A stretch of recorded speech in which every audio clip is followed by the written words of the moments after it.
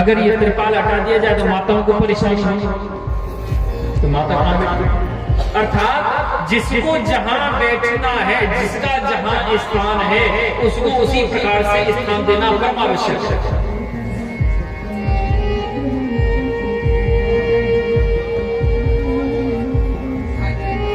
अगर कोई भी हम कराते हैं, चलो हम मृत्युंजय जाप करा लें या अनुष्ठान करा लें, तो एक लिंग जो भद्र सर्व भद्र की स्थापना की जाती है।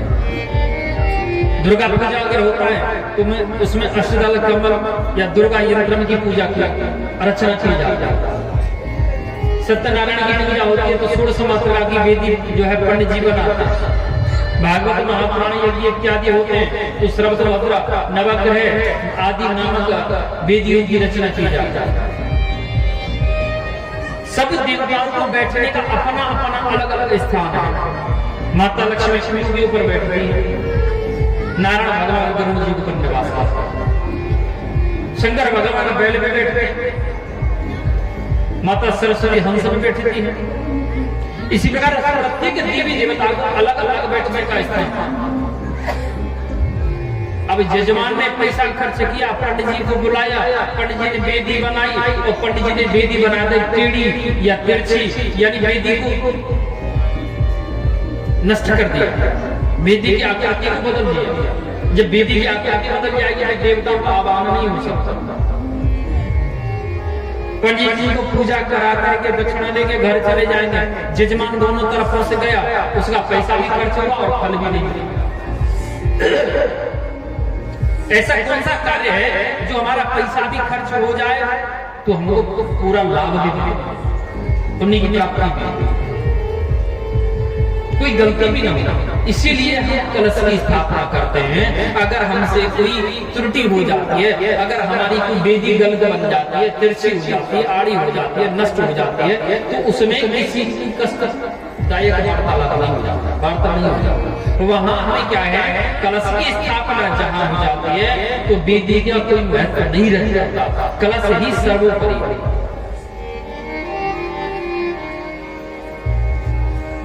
अगर कलश नहीं होता तो कल इतनी बारिश होती, उसी कलश से निकल के आया। इसलिए कहा जाता है वरुण कलश, क्योंकि कलश के प्रधान देवता हैं वरुण भगवान। जल जल बोली श्री वरुण भगवान की जय, कलश महाराज की जय। कलश की स्थापना करने से जो हमारी बहन माता ने कलश उठाया है अवश्य पूजन करेंगे। भागवत महापुराण के माध्यम में प्रवेश करते हैं कि सच्चिदानंद रूपाय विश्वोत्पत्त्यादि तापत्रय विनाशाय श्री कृष्णाय वयं नमः। सच्चिदानंद रूपाय, सत्य एक ही शब्द है, सच्चिदानंद। सत्य धन चित्त धन आनंद बराबर सच्चिदानंद। ये सच्चिदानंद तीन शब्द मिलकर के एक शब्द बना। क्या है ये सच्चिदानंद? सत्य क्या है?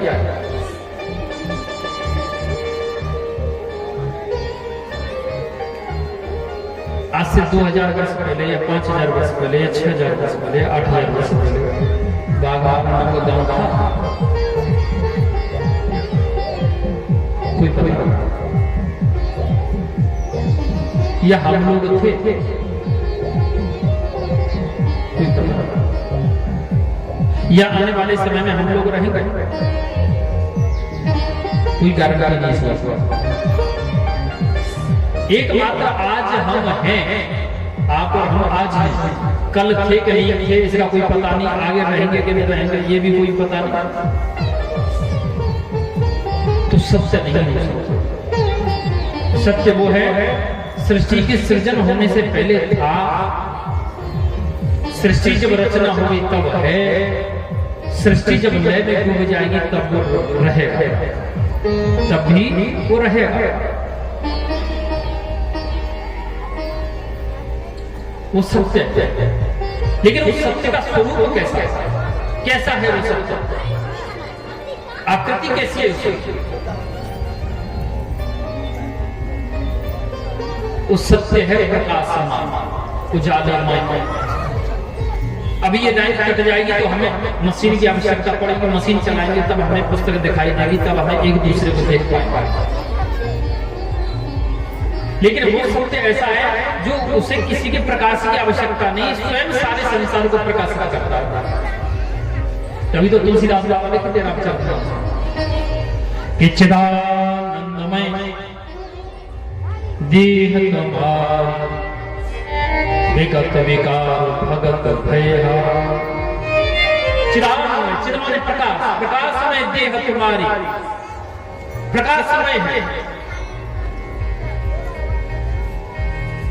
वो सत्य, प्रकाशमय है, उजालामय है। और कैसा है वो सत्य? आनंददायक है। विलुम शब्द अर्थात उल्टा,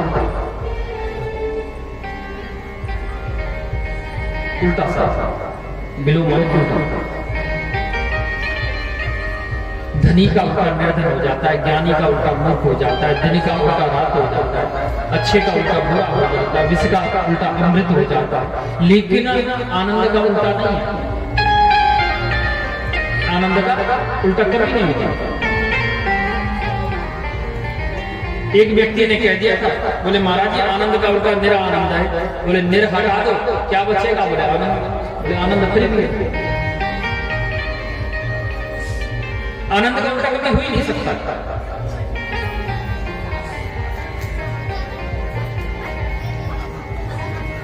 आनंद है क्या? बढ़िया से भोजन कर लेना, बढ़िया से वस्त्र धारण कर लेना, बढ़िया से गद्दा पे सो जाना,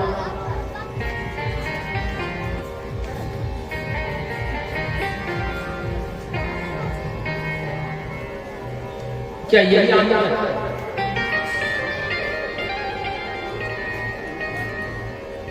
ये कब तक है? जब तक है जब तक वो वस्तु हमारे पास, बढ़िया से भोजन कर लिया, गर्दन तक खूब अच्छे से भर लिया भोजन।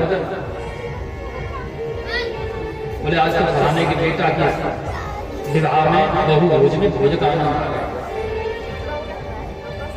कब तक? जब तक वो पाचन तंत्र में वो नहीं चला जाता। जैसे पाचन तंत्र में जाएगा और हमें फिर भूख लगना चालू हो जाएगा, तो आनंद नहीं। आनंद का अर्थ है एक बार जो अनुभव हो जाए वो कभी नष्ट नहीं होता। जब वो कृष्ण जन्माष्टमी आती है तो हम लोग भजन गाता कि नंद के आनंद भयो जय कन्हैया लाल, हाथी दीने घोड़ा दीने वो दीनी पालक, नंद के आनंद भयो जय कन्हैया लाल। कन्हैया को जन्म दियो मैया देवकी ने, पालन पोषण करो मैया यशोदा ने, लेकिन नाम तो उनको हो नंद बाबा कि नंद के आनंद भयो, क्योंकि मैया का आनंद नहीं भयो, असली आनंद भयो तो नंद बाबा को, क्योंकि नंद बाबा को ही आनंद की अनुभूति हुई, नंद बाबा को ही आनंद की अनुभूति वास्तविकता में हुई। कन्हैया के जन्म से नंद बाबा को ही अनुभूति हुई, इसीलिए संसार वाले कहने लगे कि नंद की आनंद। और नंद बाबा मिलेगा किसको? सच्चा आनंद एकमात्र नंद बाबा को मिलेगा, और नंद बाबा सिर्फ मैया यशोदा को मिलेगा और किसी को नहीं मिलेगा। जसम ददाति इति जसोदा, जो दूसरों को यश दे, दूसरों को मान दे, दूसरों को सम्मान दे, उसका नाम यशोदा।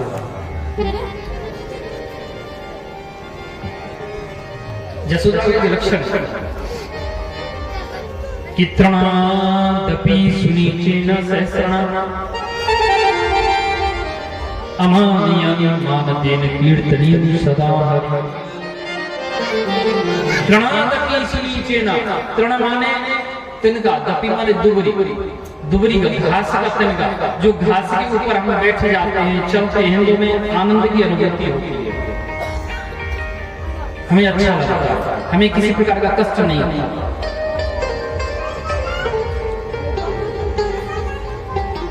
और जसोदा का लक्षण है घास के तन के जैसा हो जाना, अर्थात घास के ऊपर हम लोग चलते हैं तो घास हमारे चरणों से कुचल जाती है, और जब तक नीचे रहते हैं, जब तक हम अपना चरण रखे रहते हैं, और जैसे हम अपना चरण उठाएंगे तो वो कुछ देर बाद पुनः अपने स्थान में आके खड़ी हो जाएगी, लेकिन हमें कष्ट नहीं देंगे। इसलिए प्रत्येक इंसान का व्यवहार ही ऐसा होना चाहिए घास के जैसा होना। तृणादपि सुनीचेन सहस्रणाम अमानयानि अमानदेन कीर्तनेन सदा। प्रत्येक इंसान को सहनशील होना चाहिए। अमानयानि मानदेन, जिसको कोई मान सम्मान न दे उसको हम मान दें, प्रतिष्ठा दें, सम्मान दें। कीर्तनीय सदा, तो भगवान के कीर्तन के बारे में, हरि नाम के भजन के बारे में। और हरि नाम में बड़ी शक्ति है। हमारा ये भ्रम है कि महाराज जी बहुत भजन कर ले, बहुत यत्न कर ले, लेकिन फल ना पाए। ये हमारा भ्रम है, क्योंकि हमारा आदत तो पड़ी वही है यदि मिश्रा जी की बातों पे आने की। क्योंकि अगर वो बता दे कि शिव जी पे जाके ऐसे हम चढ़ाए दें तो हमारे लाभ हो, अरे भैया वो तो जब लाभ हो उन्होंने बता दिया, वो सत्य है, इसमें कोई शंका नहीं है, संशय नहीं है। लेकिन वो भी तो जब सत्य अगर हम ठीक होंगे, हमारी कर्म ठीक होंगे, अगर हमारे कर्म ठीक हैं तो एक लोटा जल शिव जी पे चढ़ा देंगे तो भी हमारा सार्थक हो जाएगा, भले ही बेल पत्र चढ़ावे चढ़ना चढ़ा।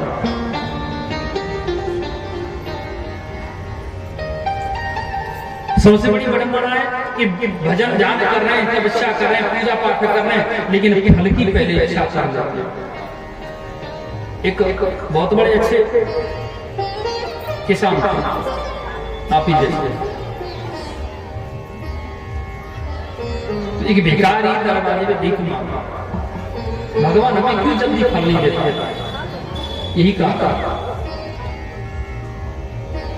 भिखारी के हाथ में सारंगी लगी हुई, भजन गा रहा, दरवाजे पे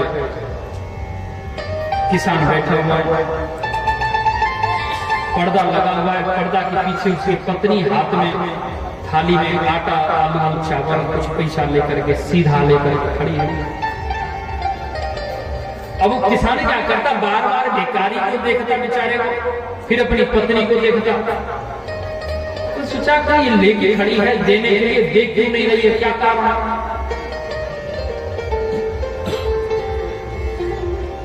कुछ समय बहुत हो गया, अधिक समय निकलता जा रहा, उससे रहा नहीं गया, बुजुर्ग से रहा नहीं गया, और क्रोध में आकर के झुंझला करके पत्नी को डांटने लगा, तुम्हारी बुद्धि खराब है, जब नहीं देना है तो मना कर दो, देना है तो दे दो। बेचारे को आधा घंटा हो गया यहाँ भजन करता, अगले घर जाएगा, मांगेगा अपना, उसका उधर पूर्ति होगी, पेट भरेगा। बोले नहीं स्वामी मुझे देना है इसीलिए तो लेकर के आई, देना है इसीलिए लाई हूं। बोले देख क्यों नहीं रही है फिर तू? बोले देख इसलिए नहीं रही कि ये जो है जो भजन गा रहा है बहुत अच्छा है, इससे भजन से मुझे आनंद आ रहा है, मुझे एक शांति अनुभव हो रही है। अगर मैं इसको भीख डाल दी, भिक्षा दे दी, तो ये भजन बंद करके दूसरे दरवाजे पे चला जाएगा, इसलिए मैं इसको भीख नहीं दे रही। अभी थोड़ी देर और भजन सुनूंगी तब उसको दूंगी। वही स्थिति परमात्मा की है। जब हम परमात्मा का बंधन करते हैं तो परमात्मा देख लेता है कि ये मेरा बंधन कर रहा है। फल इसलिए नहीं देता कि जो हम बंधन कर रहे हैं, अर्चन कर रहे हैं, पूजन कर रहे हैं, उसको हमारा पूजन से संतुष्टि हो रही है, वो प्रसन्न हो रहा है, और इसीलिए फल नहीं देता है कि वो जानता है कि जैसे ही फल दूंगा ये पूजन बंद करके दूसरे दरवाजे चला जाएगा, इसलिए फल।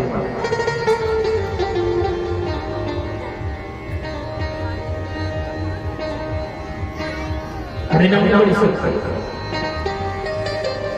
एक बहुत बड़े पंडित जी थे। पंडित जी नदी के किनारे गांव के बाहर एक कुटिया बनाए रहने लगे। और पंडित जी की ऐसी प्रशंसा फैलने लगी, उनके पास दूर दूर से लोग आ रहे। नदी के दूसरे किनारे गांव के बाहर में, गांव के किनारे में एक पिता का पुत्री रहा करता। पुत्री का नाम सुशीला। गरीब सुशीला गांव वालों की गैया को ले जाती, जंगल में दिन भर चराती, घर लाती, सबकी गैया जगह जगह पहुंचाती। अपनी भी 2 गैया उसको है, गौ माता है, उसका दूध निकालती, बेचती, उसका बेचारी का पिता पुत्री का भरण पोषण होता। सुशीला का नियम बन गया कि थोड़ा सा दूध ले जाकर के रोज पंडित जी को नदी पार करके जाती, देती और लौट गया। उसका नियम। पंडित जी बोले सुशीला, बोले हाँ पंडित जी। बोले कल तू जो है सतर्क जी, जल्दी से आ जाना, क्योंकि मैं कल प्रातःकाल शीघ्रता से कहीं बाहर जाऊंगा, बहुत जल्दी में जाऊंगा। बोले ठीक है। अब सुशीला ने क्या किया, दूध तो निकाला, गैया का दूध लेकर के गई। अब देखा कि नदी के ऊपर में कोई मल्लाह नहीं है, नाव चलाने वाला नहीं है। अब नदी पार कैसे? पंडित जी प्रतीक्षा में। समय निकलता चला गया। जैसे जैसे मल्लाह आया, उस नाव से नदी पार कराई, सुशीला गई तो पंडित जी क्रोध में, सुशीला तेरी मती मारी, मेरा समय नष्ट हो गया, मैं बहुत देर में आ गया, विलंब में हो गया, तू आ नहीं सकती थी। बोले पंडित जी मैं क्या करती, गुरुजी वो मल्लाह नहीं था तो नदी पार नहीं कर पाई। बोले तू बड़ी पागल है सुशीला, हैं? जब संसार को भगवान का भजन करके संसार रूपी सागर को पार कर जाता है इंसान, तो तू एक नदी पार नहीं कर सकता। ध्यान देना ये बात शब्द। पंडित जी ने सुशीला से कहा, तो सुशीला जब भगवान का नाम लेकर के प्राणी संसार रूपी सागर को पार कर जाता है, तू एक नदी पार नहीं कर सकता। ये बात सुशीला के मन में बैठ गई। सुशीला लौट करके आई, उसने राम नाम का उच्चारण किया और ऐसे चलने लगी पानी के ऊपर जैसे पृथ्वी पर चल रही, रास्ते पे चल रही। अब तो उसका रोज नियम बन गया, सुशीला रोज राम नाम लेती पानी के ऊपर चल के जाती और राम नाम लेते पानी के ऊपर चल के आती। एक दिन पंडित जी देखे मल्लाह की तो हड़ताल है, मल्लाह ने चलाना बंद कर दिया। सुशीला तुम कैसे आई? बोले गुरुजी आप ही ने तो कहा था कि राम नाम लेके चलोगे तो पानी में पार, समुद्र भी पार हो जाएगा, तो मैं राम नाम के सहारे से नदी पार कर जाता। अब पंडित जी बोले तो पागल है। बोले तू झूठ बोल रही है। बोले झूठ क्यों बोले? सही चल। बोले तू मुझे दिखाएगी? बोले चल। पंडित जी पीछे पीछे आगे आगे सुशीला अपना राम नाम लेते लेते पानी के ऊपर चली। पंडित जी रहे, पंडित जी वो भजन पूजा करते थे। उन्होंने धोती को उठाया कि पानी से गीली ना हो जाए। उन्होंने भी राम नाम लेना चालू किया और पानी पे चलने की चेष्टा की, धड़ाम से नदी। बोले सुशीला बचाओ, मुझसे तैरना नहीं आता। सुशीला तू क्यों नहीं डूबी? मैं क्यों डूब गया? मैं तो तुझसे ज्यादा भजन पूजा करता हूँ। गुरुजी आप लोग राम के नाम के ऊपर भरोसा नहीं था, आप अपनी धोती की चिंता थी, कहीं कहीं धोती गीली ना हो जाए पानी से, इसलिए आपका मन भटक गया, इसलिए आ गया।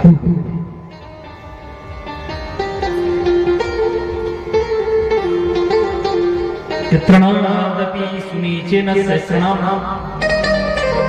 अमानयानि मानतेन कीर्तनीयं सदा।